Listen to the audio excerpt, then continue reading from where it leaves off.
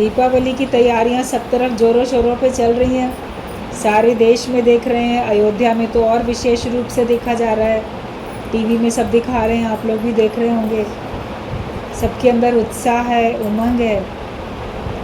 उत्साह और उमंग हमारे जीवन में बहुत ज़रूरी है, क्योंकि उत्साहित व्यक्ति ही अंदर में आनंद का अनुभव करता है, प्रसन्नता का अनुभव करता है, उसके मन में शांति होती है।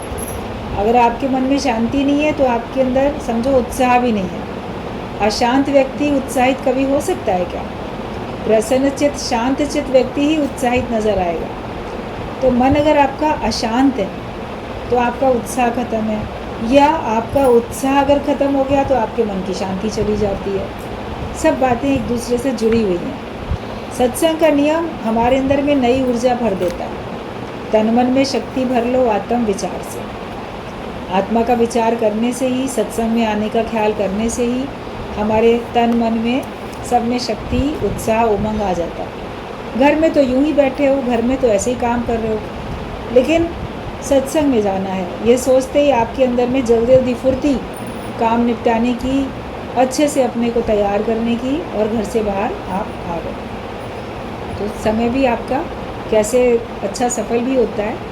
और आप देखो, जिस दिन आने का विचार बना लो उस दिन आपके अंदर में उत्साह बना रहता है, और फिर आने से मन में शांति भी रहती है। जो नहीं आ पाता है, आना चाहता था और नहीं आ पाता है, सुनना चाहता था सत्संग, नहीं सुन पाता है, तो मन में अशांति भी तो होती है।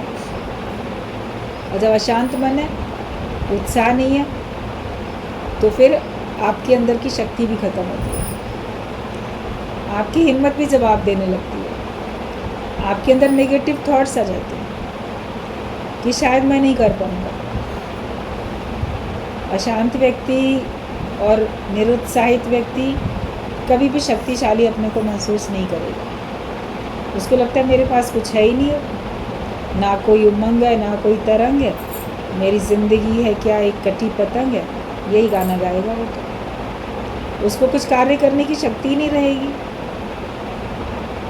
अपने लिए भी नहीं रहती है। दूसरे की तो बात छोड़ो, अपने लिए भी अपना जीवन क्या कैसे बनाए, उसके लिए भी उसका सारा जैसे कि बल ख़त्म हो जाता है।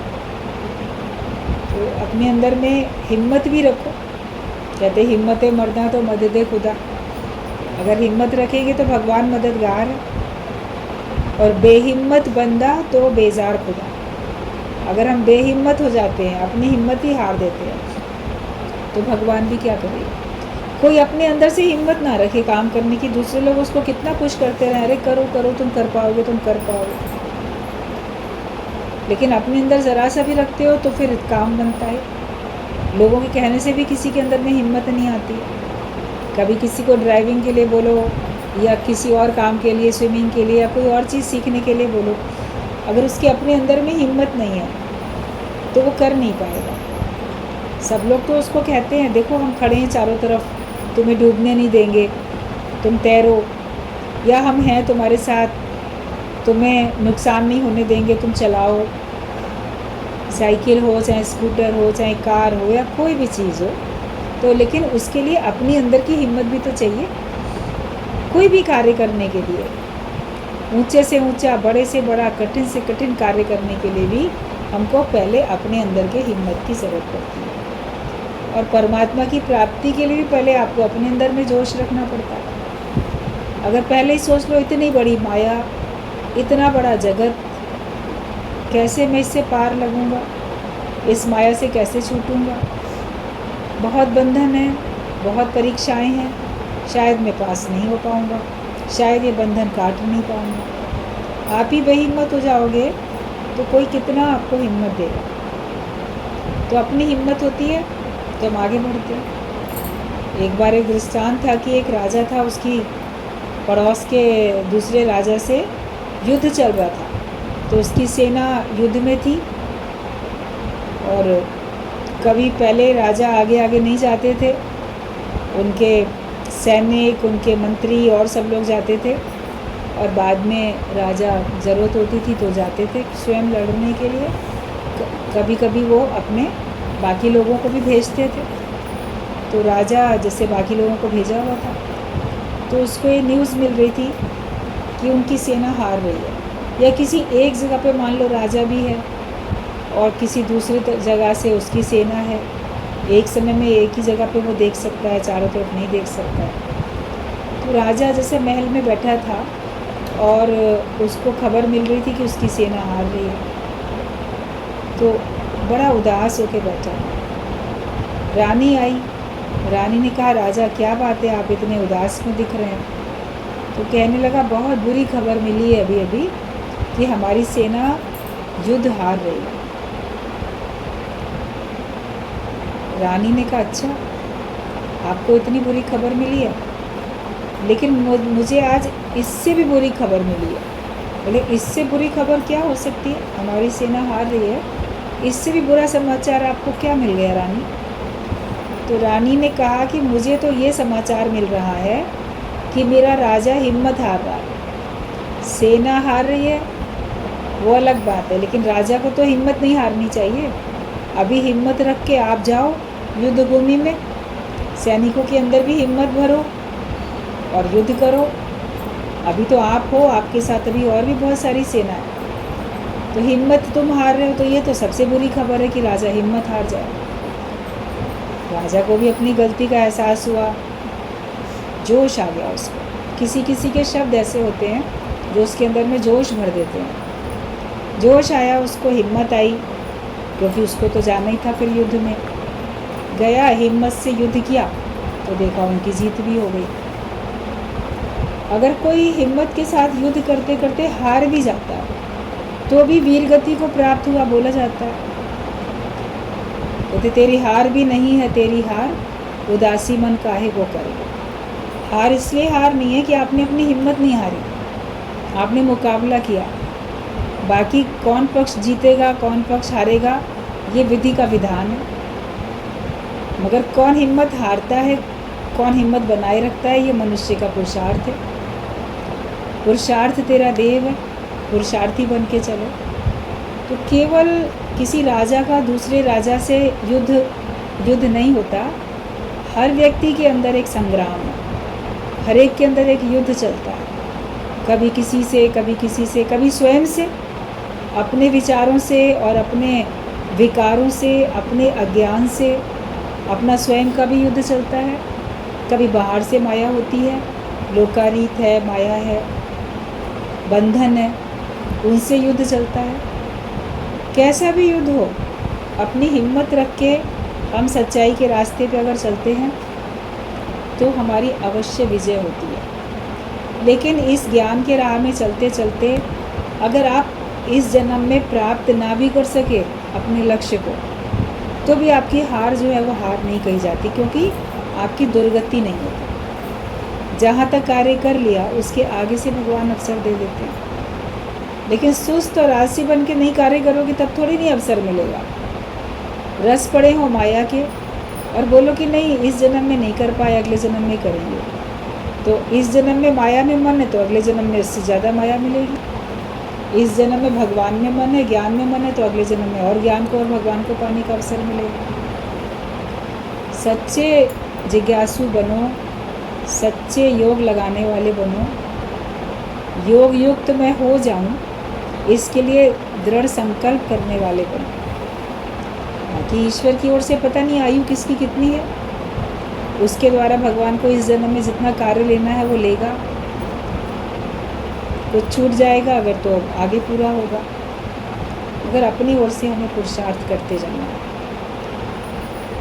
उत्साह उमंग हमें रखनी है। जो एक होती है ना आस, कहते आस का दामन कभी नहीं छोड़ना चाहिए। विश्वास अपने अंदर में हो कि हम होंगे कामयाब एक दिन, आज नहीं तो कल बिखरेंगे बादल, ऐसा हमारे अंदर में पूरा विश्वास हो। और एक आस का दिया जला के रखो, आशा का दीपक हमारा जलते रहना चाहिए। निराशा कभी भी अपने अंदर में आने ना पाए। जिस व्यक्ति के अंदर निराशा घर कर जाती है उसका ऊंचा उठना बड़ा कठिन हो जाता है। निराशा के कारण से वो गिरावट की ओर जाता है, और उस निराशा को दूर करना उसी के हाथ में है। जिसको स्थान दिया है अपने दिल में तो खुद ही निकालेगा। किसी और ने थोड़ी उसको निराशा भर दी, उसके अपने विचार ही उसको निराश करने वाले हो जाते हैं। कोई कहेगा परिस्थितियाँ ऐसी हैं तो हमको निराशा हो जाती, लेकिन परिस्थितियों से मुकाबला करना ही तो मनुष्य का काम है। पशु निराश होकर बैठ जाएगा क्योंकि वो बंधा हुआ है, पाश से बंधा हुआ है, वो उसकी एक हद है, अपनी हद से बंधा हुआ है, वो उससे आगे जा ही नहीं सकता। लेकिन मनुष्य को भगवान ने स्वतंत्र बनाया, उसको कोई ऐसा रस्सी बंधन नहीं है कि वो इसके आगे कर ही नहीं सकता। मनुष्य को भगवान ने हूबहू अपने जैसी सारी शक्तियाँ देके अपने जैसा बनाया कि वो जो चाहे वो कर सकता है। पशु पक्षी नहीं जो चाहे वो कर सकते, लेकिन मनुष्य जो चाहे वो कर सकता है। जिस फील्ड में भी वो जाना चाहे और वहाँ से वो जो भी अर्जित करना चाहे वो कर सकता है। गुरु भी प्रेरणा देते हैं, संत प्रेरणा देते हैं, शास्त्र प्रेरणा देते हैं, आपके जो भी शुभ चिंतक होते हैं, वेल विशर्स, परिवार के लोग और अन्य लोग, मित्र संबंधी, सब कितनी सबको प्रेरणा देते हैं, अरे करो, ठीक है, आगे करो, हम देखेंगे साथ में। तो आपके अंदर में आशा तो होनी चाहिए, अंदर में तो आशा हो आपके। जिसके अंदर में आशा होगी वो सारी मुसीबतों को पार करने की हिम्मत भी रखेगा और वो कर भी ले जाएगा। और जिसको अगर ये करने से कुछ होगा तो है ही नहीं, ऐसा करने से कुछ फ़ायदा तो है ही नहीं, ये बोलने से होगा भी क्या, ये करने से होगा भी क्या। जो ऐसे निराश अंदर में हो जाते हैं तो वो फिर कुछ भी प्राप्त नहीं कर सकते। अपने अंदर में रखो, बोलते होप फॉर द बेस्ट।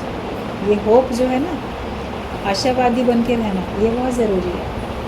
और सबसे अच्छा सोचो, best.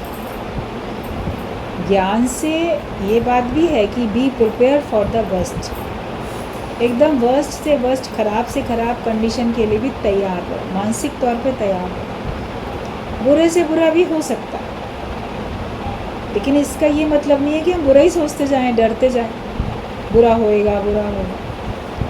Hope for the best, नहीं, सबसे अच्छा होगा। मैं सच्चाई पे हूँ, मैं ईमानदार हूँ, मैं निस्वार्थ हूँ, मैं भगवान की भक्ति करने वाला हूँ, मैं आगे ज़रूर बढ़ूँगा, मुझे भगवान ज़रूर अपने लक्ष्य तक पहुँचाएंगे। माया पाना अपना लक्ष्य ना हो, परमात्मा की प्राप्ति ही अपना लक्ष्य होना चाहिए। जो ऐसा करेगा तो उसका सब कुछ होगा।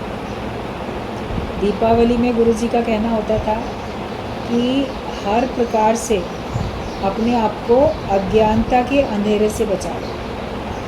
अज्ञानता का अंधेरा हमारे अंदर आने ना पाए, ऐसा ज्ञान का दिया जले हर समय जो कि अज्ञानता का अंधेरा आना नहीं चाहिए। और हंसी खुशी, मुस्कुराहट के, प्रसन्नता के पटाखे, ये सब तुम्हारे जीवन में चलते रहने चाहिए। कोई बड़ा खुश होता है, उसकी आंखों में देखो कितनी चमक दिखती है, उसके चेहरे पे कितनी चमक दिखती है जब वो खुश होता है, हंसता है, मुस्कुराता है, खिलखिलाता है, ठहाका लगाता है। यही सब तो फुलझड़ियाँ और पटाखे हैं।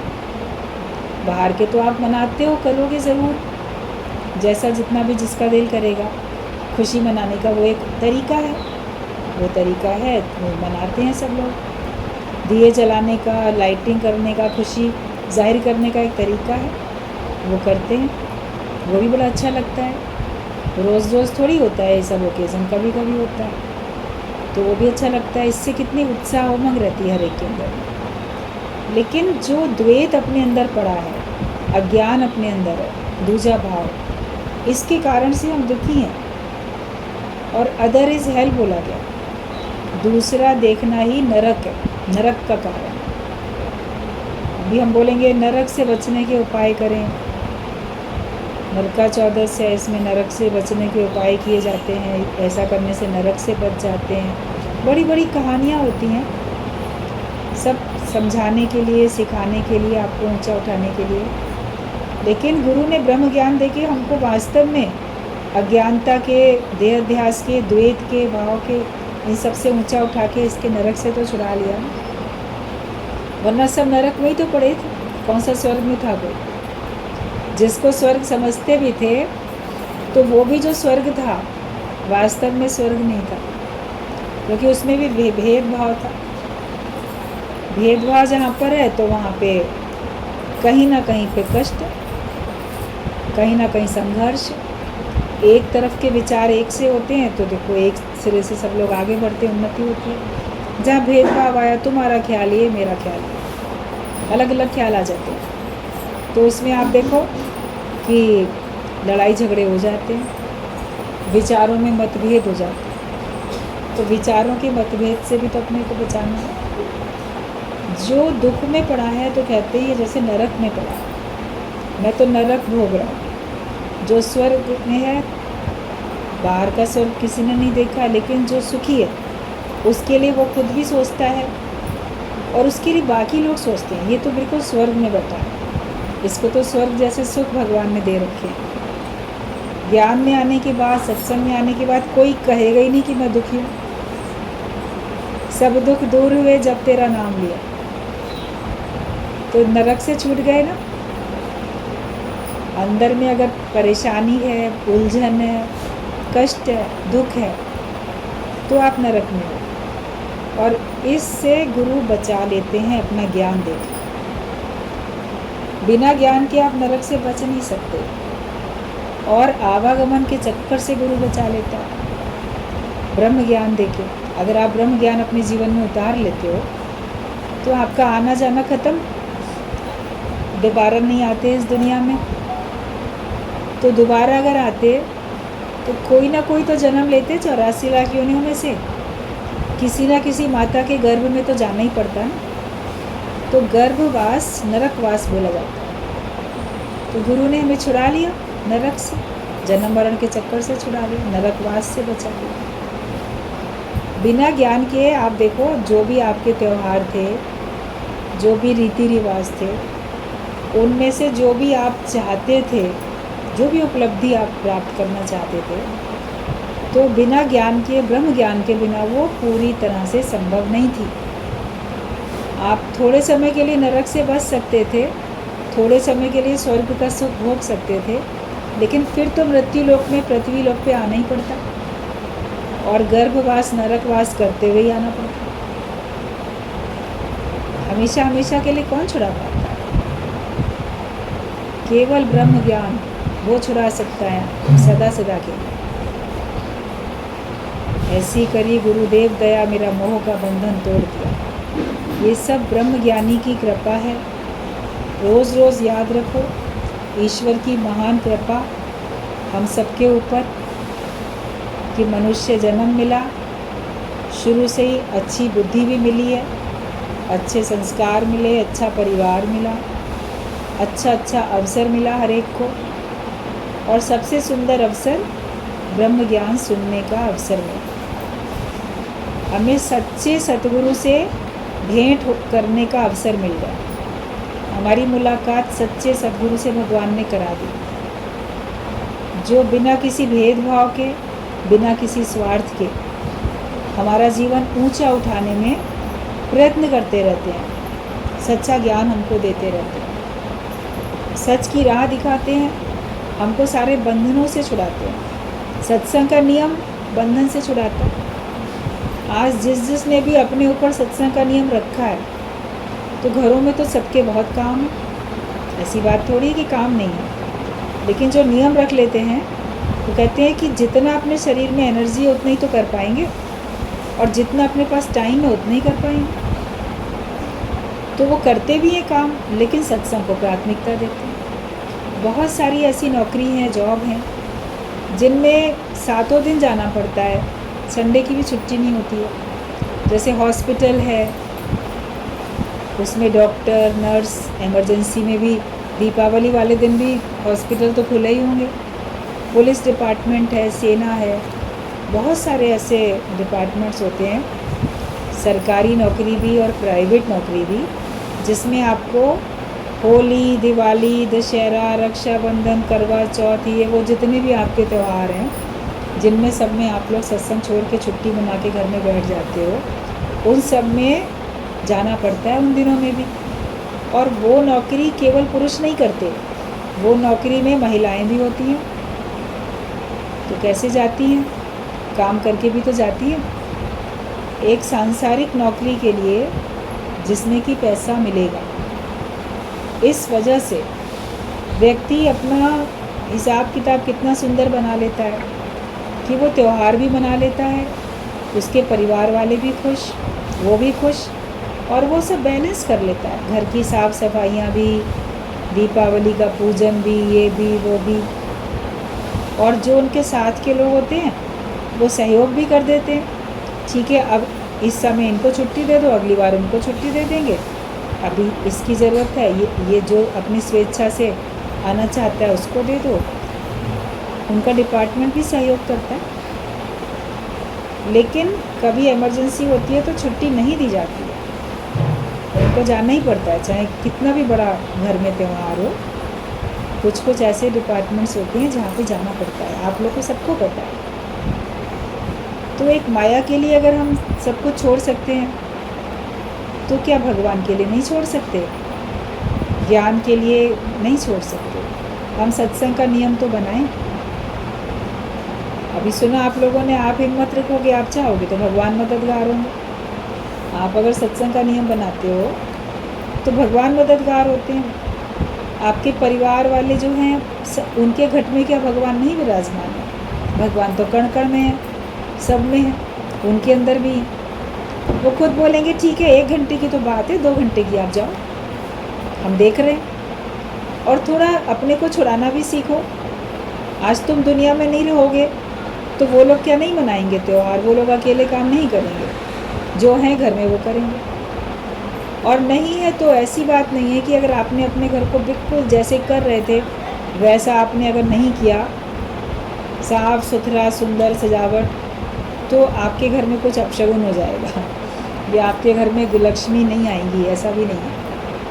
आपने अपना मन सुंदर बना लिया, जीवन सुंदर बना लिया, और रोज़ तो सफाई होती ही रहती है, थोड़ी विशेष हो जाती है। सत्संग के टाइम के अतिरिक्त में आप करके उनको कर भी लेते हो। लोगों से, दूसरों से हेल्प ले लेते हैं। कोई प्रेम से सबकी हेल्प कर लेता है, कोई पेमेंट लेके हेल्प कर देता है, हेल्प तो हो ही जाती है। सत्संग का नियम हमको छुड़ाता है, वरना ये भी सतोगुणी माया है। इतने बजे पूजा होनी है, इतने बजे ये होना है, इतने बजे वो होना है, इतने बजे ये नहीं करेंगे तो मुहूर्त निकल जाएगा, तो पता नहीं कौन सा अपशगुन हो जाएगा। वो लोग जिनको शगुन अपशगुन की परवाह है वो लोग खुद कर लें, उसी टाइम पे पूजा कर लें, अकेले बैठ के पूजा करें। संतों के आश्रम में गुरु लोगों के पास हर त्योहारों पे कितनी उनके भक्तों की भीड़ लगती है। पुरुष भी होते हैं, महिलाएं भी होती हैं। गुरु जी के पास भी हम देखते थे दीपावली पर भी दूसरे शहरों के बहुत सत्संगी प्रेमी आके 4 दिन पहले से रुक जाते थे कि अब की बार दीपावली गुरु के साथ मनाएंगे।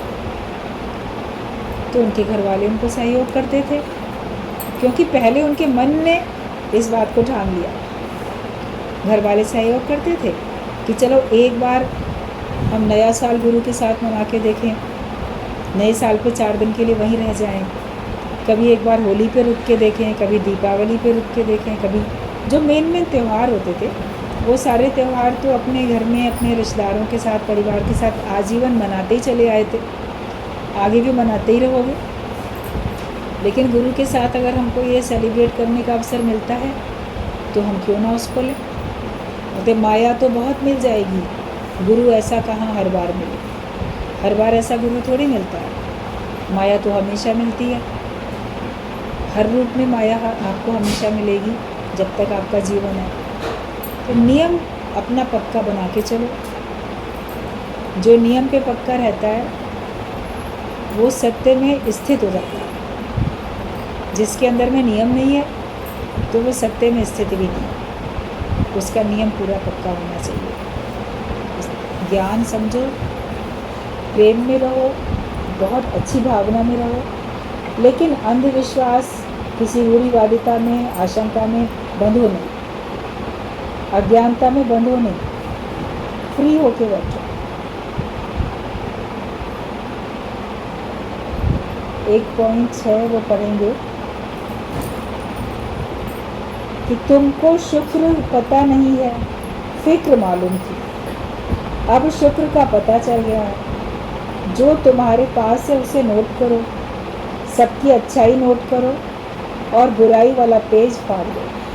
मतलब पहले जब हम लोग सत्संग में नहीं आते थे तो हमको शुक्र का तो पता ही नहीं था। मतलब शुक्र मनाना है, थैंक्स पे करना है, शुक्राने गाने हैं, इस बात का तो पता ही नहीं था। क्या पता था? फ़िक्र पता था। शुक्र पता नहीं था, फ़िक्र पता था। अरे फ़िक्र करनी चाहिए, चिंता करनी चाहिए, इस बात की भी तो बड़ी फ़िक्र होती है, इस बात की भी तो बड़ी चिंता होती है। चिंताएं करना आता था, फ़िक्र करनी आती थी, लेकिन शुक्र करना नहीं आता। तो हम फ़िक्र करना छोड़ दें और शुक्र करना सीख जाएं, तो आप देखोगे आपकी फ़िक्र तो भगवान कर रहे हैं।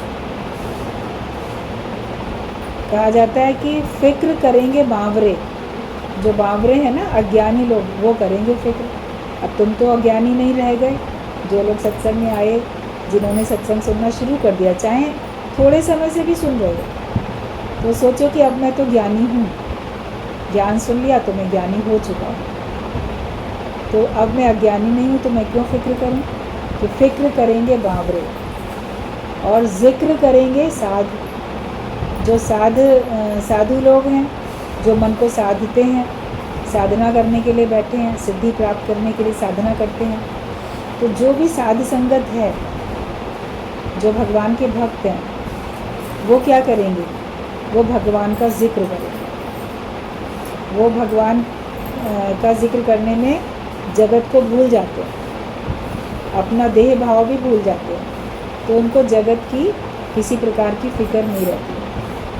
तो हम अगर बावरे हैं, अज्ञानी हैं, तो हम फ़िक्र करेंगे, लेकिन अगर हम साध हैं, साधु हैं, साधु संगत में हम हैं, भक्त हैं अगर हम, तो हम भगवान का जिक्र करेंगे। तो ये देख लेना, आपके दिल दिमाग में अंदर फ़िक्र चल रही है कि भगवान का जिक्र चल रहा है, भगवान का नाम, भगवान का ज्ञान, भगवान की चर्चा चल रही है, आप उसमें अपने आप को लीन किए हुए हो, या किसी प्रकार की फ़िक्र आपके अंदर चलती है।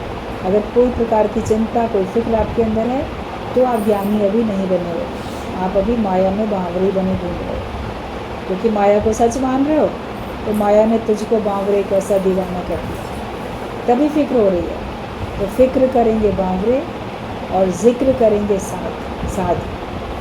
उठ फ़कीरा फ़िक्र कर, बोलते कि फ़िक्र करो, ये ज़िक्र कर। तो कहा गया कि उठो और तुम सच्चे फ़कीर हो, तुम फ़िक्र छोड़ के तुम ज़िक्र करो, भगवान का ज़िक्र करो, तो फ़िक्र करेंगे आप। हम उठें और उठ के हम भगवान का ज़िक्र करने में लग जाएं। देह अध्यास में पड़े हैं, उससे ऊँचे उठें, देह भाव से ऊँचे उठें और भगवान का जिक्र करने में लग जाए। जब तक हम देह भाव में पड़े रहेंगे, देह में रहेंगे, तब तक हमसे फिक्र होएगी ही होएगी, भगवान का जिक्र कम होगा और इसका माया का चिंतन अधिक चलेगा। तो एक फरीद साहब हुए हैं, एक भगवान के भक्त, तो उन्होंने ये बात बोली है कि उठ फरीदा फ़िक्र कर, जिक्र कर, कि उठो और तुम जिक्र करो भगवान का, तो फ़िक्र करेंगे आप, भगवान आप हमारी फ़िक्र करेंगे। हमें फ़िक्र करने की क्या ज़रूरत? उठ जाओ और भगवान का जिक्र करने में लग जाओ। जहाँ तुम्हारा मन अटक गया फ़िक्र में, चिंता में, उससे ऊँचे उठ जाओ और उससे ऊँचे उठो और भगवान का जिक्र करने में लग जाओ। सबसे चर्चा करो तो अपने दुखों की, अपनी परेशानियों की चर्चा नहीं करो। चर्चा करनी है तो भगवान की चर्चा करो, ज्ञान की चर्चा करो। वरना मन को जो कोई अपना मिलता है ना, अपना मित्र मिलेगा, संबंधी मिलेगा, जिसको अपना समझेगा, उसके साथ बैठ के अपने दुख बांटना शुरू कर देता है व्यक्ति, उससे उसको हल्कापन आता है। गलत भी नहीं है, उससे उसको हल्कापन आता है, लेकिन वो एक अज्ञानता में है कि आपने अपना दुख किसी से कह दिया। लेकिन कितनी बार कहोगे? जब तक वो दुख दूर नहीं होता, मनुष्य बोलता ही रहता है, जो मिलेगा उससे बोलता रहेगा। भगवान की भक्ति करने वाला जो होगा वो क्या करेगा? वो जो मिलेगा उससे अब ज्ञान का चर्चा, ज्ञान का जिक्र करेगा। वो अपनी फ़िक्र जिस बात में वो खुद करता था, वो भगवान को सौंप देता है मेरी चिंता हरि करे मुझे ना चिंता। तो ये हमें पक्का करना है। जब आप भगवान की चर्चा में लगोगे तो भगवान आपके चिंतन में लगेगा। भक्त का भी भगवान को चिंतन होगा, उसका सफल क्यों ना जीवन होगा। हम भगवान के चिंतन में तो भगवान हमारे चिंतन में, दोनों तरफ से अरस परस बात होती है ना। आप लोग खुद कहते हो हम प्रेम करते हैं तो दूसरा भी प्रेम करता है। एक तरफ से है नफ़रत तो दूसरी तरफ से भी होती है। दोनों तरफ से बात बराबर चलती रहती है। इधर मन में भाव प्रेम का है तो उधर भी मन में भाव प्रेम का। आप जिसको अपना समझते हो वो भी आपको अपना समझता है। आप भगवान को अपना जानो, आप भगवान की चर्चा में रहो तो भगवान आपकी चर्चा में रहेंगे, भगवान आपके लिए सोचते रहेंगे। तो ये अपने लिए फ़िक्र करना या अपने वालों के लिए फ़िक्र करना छोड़ो। योगक्षेम का भार तो भगवान उठा के बैठा है हर एक। मैं और मेरा दोनों भगवान को अर्पण करो, तब आप सच्ची तरीके से भक्ति कर सकते हो। अंदर मैं भी है और मेरा भी है, तो कहाँ प्रसन्न होके आप मस्त होके नृत्य कर सकते हो। फिर तो माया नाच नचाती है आपको कठपुतली की तरह और आप नाचते हो। अपने को बनाओ सच्चा साधु। तो साधु वो नहीं होता जो बाहर से वेश धारण करके साधु बनता है। साधु वो होता है जो अपने मन और इंद्रियों को साध लेता है। वो साध है जो साध रहा है, संयम करता है, मन का भी इंद्रियों का भी। मन का संयम हुआ तो उसके सारे विचार उसके हाथ में कंट्रोल में आ जाते हैं। उसके विचार उसकी मर्ज़ी के बिना कहीं नहीं जाते। वरना तो मन से आप देखो विचार दसों दिशाओं में घूमते हैं, कितना भटकते हैं, और आप भी भटकते हो अपने ख्यालों के साथ साथ। जिसका मन पे संयम हुआ उसके विचार उसके हाथ में है, वो जब चाहे विचार करेगा, वरना वो निर्विचार अवस्था में रहता है। और जिसका इंद्रियों पे कंट्रोल हुआ वो उसका सारे कर्मों पे कंट्रोल हो जाता है, वाणी पे भी, अपने शरीर पे भी, अपने मन पे भी उसके वो कर्मातीत हो जाता है। अपने को ऐसा बनाओ, साध बनाओ, सच्चा साधु बनाओ, मन और इंद्रियों की साधना करने वाले बनो, उनको साधने वाले बनो, जैसे उनके ऊपर आपकी कमांड हो जाए। कोई जानवर लाते हैं, कहते हैं ना इसको भी ट्रेंड कर रहे हैं, इसको साध लें पहले, इस घोड़े को, इस बैल को, इसको थोड़ा साध लिया जाए तब ये काम करेगा हमारा।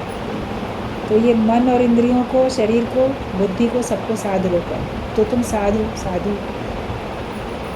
तो फिक्र करने की हमें ज़रूरत ही नहीं है। अब हमको माया में बावरे बन के थोड़ी बैठना है। तो फिक्र वही करेंगे, फिक्र करेंगे बावरे और जिक्र करेंगे सागर। उठ फरीदा जिक्र कर, फिक्र करेंगे आप। भगवान ही हमारा फिक्र अपने आप करेंगे। तो जिसकी चिंता करने वाला भगवान बैठा हो वो कितना मस्त होगा, वो कितना आनंद में होगा, वो कितना खुश होगा। हमें बस इसी बात में रहना है। और जो तुम्हारे पास है उसे नोट करो, जो है उसको नोट किया करो, जो नहीं है उसके लिस्ट बनाते रहते हो सारा टाइम। जैसे शॉपिंग करने जाना होता है ना, तो लिस्ट बनाते हैं, ये नहीं है लाना है, जो है कभी उसकी लिस्ट नहीं बनाई होती है, क्योंकि वो तो है ही है।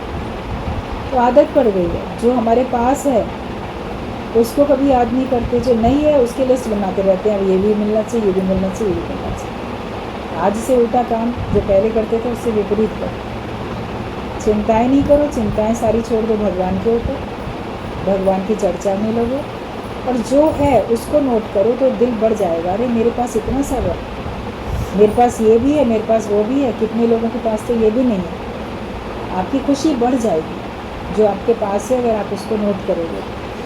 तो जो तुम्हारे पास है उसको नोट करो। और सबको देखते हो, उनके पास ये भी है, वो भी है, वो चीज़ नोट नहीं करो, जो मेरे पास है उसे नोट करो। दूसरे को देखो तो कहा सबकी अच्छाइयों को नोट करो, किसमें कौन कौन सी अच्छी बात है। हर एक के अंदर एक ना एक अच्छाई छिपी होती है। मनुष्य दूसरे की बुराई बड़ी जल्दी खोज लेता है, लेकिन दूसरे में अच्छाई खोजना उसको समय लग जाता है। अब ये काम करना है कि किसी के अंदर की जो कमी है उसको नहीं खोजना, उसके अंदर जो अच्छाई छिपी हुई है वो देखने वाली नज़र हमारी बन जाए। सबकी अच्छाइयों को हम नोट करते जाए, और जो हमने पहले लोगों की बुराइयां देखी थी उनको दिल के कागज़ पे एक किताब में लिख छोड़ा था, तो बुराई वाला पेज फाड़ दो। जो तुमने बुराइयाँ लिखी थी अपने किसी दिल की किताब के एक पन्ने पे, वो पन्ना फाड़ के फेंक दो। कोई बुरा नहीं है भले मन के वास्ते। जिसका मन भला हो जाता है उसके लिए कोई बुरा नहीं होता। जब कोई बुरा ही नहीं है तो आप खुश रहोगे। अक्सर मनुष्य इसी बात में तो दुखी होता है, ये ऐसा है, ये वैसा है, ये करता है, वैसा करता है। आपके साथ भी बुरा किया तो आप याद करते रहते हो, दूसरों के साथ भी गलत करता है तो भी उसके बारे में चर्चा कर करके आप अपना टाइम, अपनी एनर्जी सब वेस्ट करते हो और बदकर्म भी बनाते रहते हो। अगर दूसरे को देख के कुछ ख्याल आते हैं तो उनकी अच्छाइयों को देखो।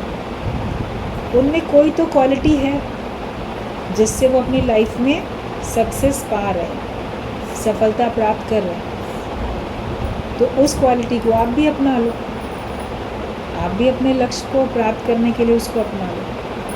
कई क्वालिटीज़ लोग माया अपनाने के लिए अप्लाई करते हैं, लेकिन ज्ञानी उन्हीं सद्गुणों को, अच्छे गुणों को या युक्तियों को या उस स्वभाव को वो परमात्मा की प्राप्ति के लिए इस्तेमाल करता है। सबके हृदय का प्रेम पाने के लिए इस्तेमाल करता है। अगर शक्ति कोई है तो उससे वो प्रेम पाने के लिए उसका इस्तेमाल करता है। आप सारी क्वालिटीज़ दूसरे के अंदर जो हैं उनको खोजो, अच्छाइयों को ढूंढो और वो अच्छाइयाँ आपके जीवन में आती जाएंगी। बुराइयाँ देखते रहोगे, बुराइयाँ ढूंढते रहोगे दूसरे में, तो वो बुराइयाँ कहीं ना कहीं आपके अंदर भी पड़ी रह जाएंगी। जो आपने इकट्ठा किया वही तो आपके पास है। बगीचे में गए, आपने फूल तोड़े तो फूल आपके पास हैं, फूल इकट्ठे किए। पत्ते इकट्ठे किए तो पत्ते आपके पास हैं। कांटे इकट्ठे किए तो कांटे आपके पास हैं। फल इकट्ठे किए, फल आपके पास हैं। जो भी आपने लिया वही तो आपके पास होता है। तो अगर आप दूसरों की बुराइयां देख रहे हो तो आपके अंदर तो बुराइयां ही है ना। फिर अच्छाइयाँ ढूंढोगे तो अच्छाइयाँ हो जाएंगी। सबको भगवान करके देखोगे तो सबके अंदर में आपको अच्छाइयाँ कोई ना कोई दिख जाएगी। ऐसे तो शिकवे शिकायत भगवान से भी करते थे अज्ञानता में, लेकिन अब शिकवे शिकायत ख़त्म हुए तो भगवान ने क्या क्या आपके संग भलाइयाँ की हैं उसको नज़र पड़ी। वरना भगवान ने भी मेरे लिए कुछ अच्छा नहीं किया ऐसा व्यक्ति मान के बैठ जाए। भगवान ने भी मेरी नहीं सुधली, भगवान ने भी मेरा भला नहीं किया। गुरु दिखाता है वो ऐसा कि इसने क्या क्या अच्छा किया तुम्हारे साथ, भगवान ने क्या क्या किया। अच्छाई देखने वाली दृष्टि, भगवान देखने वाली दृष्टि हमको सत्संग में आके गुरु से मिलती है। सबके गुण देखने वाली दृष्टि भी हमको यहीं से मिलती है। सबके अच्छे गुण देखो, फिर आप हर एक के साथ प्रेम कर सकोगे। हर त्यौहार प्रेम के होते हैं। गिले शिकवे भूल के मनुष्य बधाई देता है, एक दूसरे को खुश होता है। आप भी अपने गिले शिकवे भूल जाना। सबको प्रेम करके, सबको भगवान के भाव से दृष्टि डाल के आप अंदर अंदर सबको भगवान के भाव से देख के प्रेम करते जाओ। आप देखोगे आपके अंदर प्रेम ही प्रेम रहेगा। आपके अंदर प्रेम है तो प्रसन्नता ही प्रसन्नता रहेगी। तो आपका हर दिन त्यौहार हो जाएगा। अपना जीवन जैसा गुरु का ज्ञान है, जैसा चाहता है गुरु, वैसा ही अपना जीवन हर एक को बनाए।